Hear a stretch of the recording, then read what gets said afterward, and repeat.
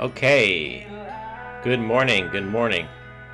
This is Moshe Landman with the Green Party coming to you from Clarksburg, Maryland. And we have some music here, some country music.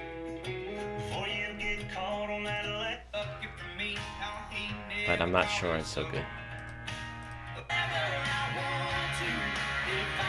All right, today we're going to be talking about U.S. poverty and welfare.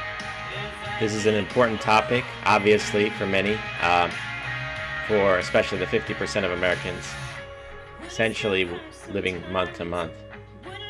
And we will now get started. So our site includes many of the Green Party positions. When it comes to poverty, poverty in America is widespread, and our current social programs do not eliminate poverty.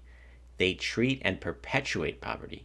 We must end systemic poverty by revolutionizing the system. The U.S. is among the richest countries in the world. We have the resources and talent to create a truly just society. America's social safety net was developed over 50 years ago. Obviously, we're talking about all the way back to FDR and then LBJ. There was a great civil society in the New Deal. It is time for the next major innovations: universal health care and guaranteed livable income. We can eliminate poverty and create a healthier, stronger America. The current poverty band-aid system encourages an underground economy to avoid the clawback of poverty payments. We need to shut down the underground economy and ensure proper taxation.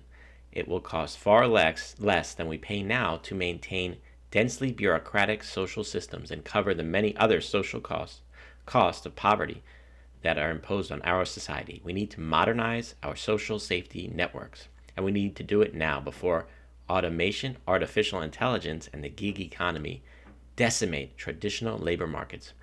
Poverty is a problem we can fix. Here's how. Establish guaranteed livable income to ensure each American can live with dignity and independence. Implement a national housing strategy to provide every American with a place to call home. Create a culturally sensitive housing-first approach to provide immediate support for those experiencing chronic homelessness. Increase access to social housing for indigenous peoples living on and off reserve. Invest in the cooperative housing sector to invigorate the new affordable housing market and sustain existing co-ops facing liquidation.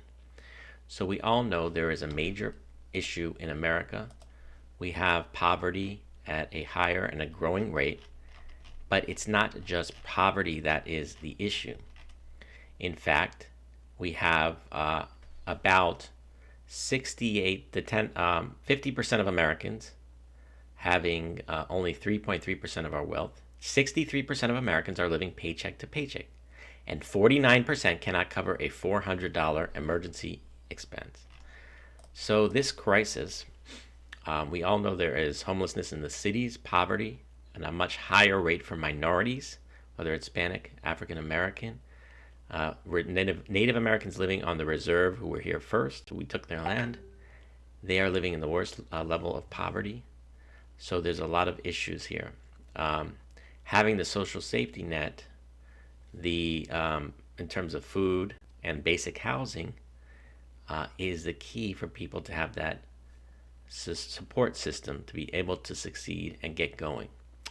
Now, right now, we have the 10%, we have the 1% who are hoarding the money.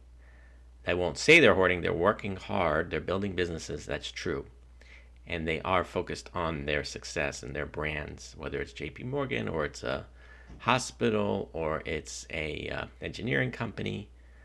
So it's not like they're purposefully leaving people on the streets. What it is there's everyone's in the silo and they're trying to do well in their own silo, and especially in education. It's not, you have to take many years to study. You just don't have time to focus on these issues.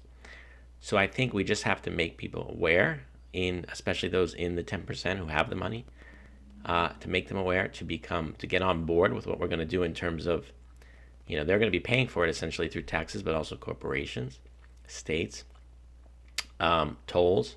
There's a lot of ways we can pay for this. Now in Los Angeles, they're paying for it through this transfer tax. So when you sell a home, there's a piece of that sale that's going to go towards especially housing the homeless. So we can definitely do it. It doesn't take that much to have basic housing available. It's going to actually be an investment. That money put into the housing and the basic support is going to provide work people who now can then go ahead and work. That economic benefit is going to be more than the investment we put in. So this is actually not a net negative. It's actually going to come out to a net positive for the country. It's an investment on the people, investment in ourselves. So that's what we have to say about poverty and welfare. You're going to hear from the right. They're going to try to cut, because they believe people should just do it on their own. They don't want handouts, whether it's food, home, housing, just extra, minimum. But the problem is in the private market, when you have individuals owning these companies and they're looking just for their own profit, they're going to cut as much as they can from their own employees, and they'll just drop them if they're not, it's just using labor rather than working as a team. So that's what we have to do. We have to work as a team. And we have to have, even in the company setting, even when you have a corporation, you're part of society. It's like you're an extension of the government if you have a company. And therefore, we're all working together. There's a lot of work to be done, but that is what we have to do. Again, this is Moshe Landman, candidate for public office with the Green Party on poverty and welfare. Thank you.